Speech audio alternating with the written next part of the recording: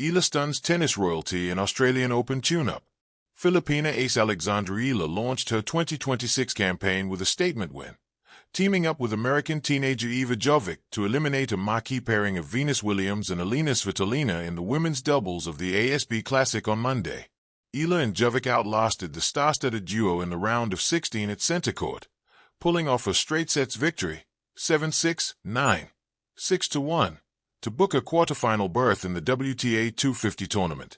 The opening set turned into a tense battle that went to a tiebreak, where Eala and Jovic held their nerve to edge the veterans. They then seized momentum in the second set, breaking serve early and widening the gap with composed baseline play and sharp net coverage. Match data underscored the upset, with Eala and Jovic posting superior first serve percentages and capitalizing on breakpoint chances to keep Williams and Svitolina at bay before closing the contest efficiently.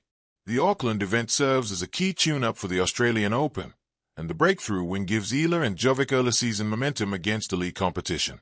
"Thank you so much for supporting me and Eva. I had such a good time on court," said Eala, a Victoria City, Negroes Occidental native, in a post-game interview.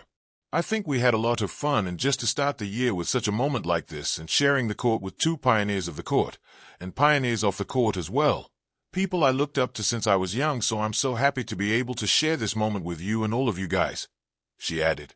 The sun over Melbourne that afternoon carried a particular kind of brightness, the kind that makes even legends squint. It poured down on the hard courts where reputations are usually confirmed, not questioned. Banners fluttered with familiar surnames, names that had echoed through stadiums for decades.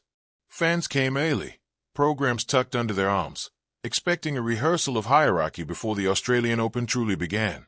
They did not expect Alexandra Eala. She walked onto the court without ceremony, her ponytail swaying, racket gripped with the calm assurance of someone who had nothing to defend and everything to discover.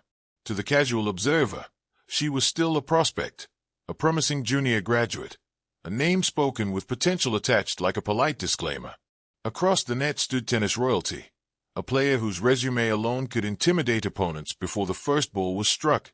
But tennis, like history, has a way of tilting when you least expect it. From the opening rally, something felt different. The ball left Eala's strings with a sound that was crisp, deliberate, almost defiant. She didn't rush. She didn't shrink. Instead, she absorbed the pace of her opponent and sent it back with interest, angles drawn like quiet signatures on the court. Each point chipped away at assumption. Each hold of serve unsettled the invisible order that tennis so carefully maintains. The crowd noticed. At first, applause arrived politely, the way one claps for youthful enthusiasm. Then came murmurs, soft, curious, leaning forward. By the third game, silence fell between points, the attentive silence reserved for moments when something unexpected demands respect. This was no longer an exhibition of experienced schooling youth. This was a contest. Eala's movement was the poetry of patience. She slid into corners, redirected power, and trusted her timing. When the rally stretched, she didn't blink. When an opening appeared, she stepped in and struck, not with reckless force, but with intention. Her opponent, accustomed to control, began to look up at the scoreboard more often than usual. Games turned into sets. Sets turned into belief. On the changeovers, Eala sat quietly, eyes steady, breathing even. There were no theatrics, no glances to the player's box searching for reassurance. Her composure felt older than her years, as if she had already accepted the possibility of victory long before anyone else dared imagine it. For tennis royalty, disbelief is often the most dangerous opponent. Shots that once found lines began to drift. Margins tightened. The weight of expectation, usually worn like a crown, suddenly pressed too hard. Meanwhile, Eala played freer with every point, as though the court were expanding just for her. When match point arrived, it did not feel rushed or stolen. It felt earned. The final rally was not dramatic in length, but it was decisive in spirit. A deep return. A neutral exchange. Then, a forehand struck clean and wide, unreachable. The ball kissed the line, bounced once, and the air changed. For a heartbeat, no one moved. Then the realization surged through the stands like a wave. Applause broke into cheers. Cameras lifted.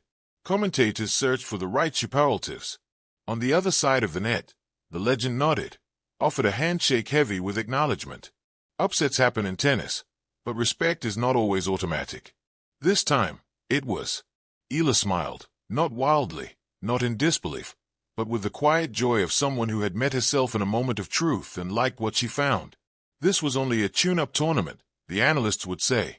The Australian Open still loomed, vast and unforgiving. One match does not make a career. All of that was true. Yet tennis is built as much on moments as on trophies, and this moment mattered. It mattered to young players watching from faraway courts, rackets in hand, daring to imagine themselves beyond the margins of prediction. It mattered to a sport that thrives on renewal, on the steady arrival of new voices that challenge old songs. And it mattered to Eala herself, who walked off the court not as a hopeful footnote, but as a statement.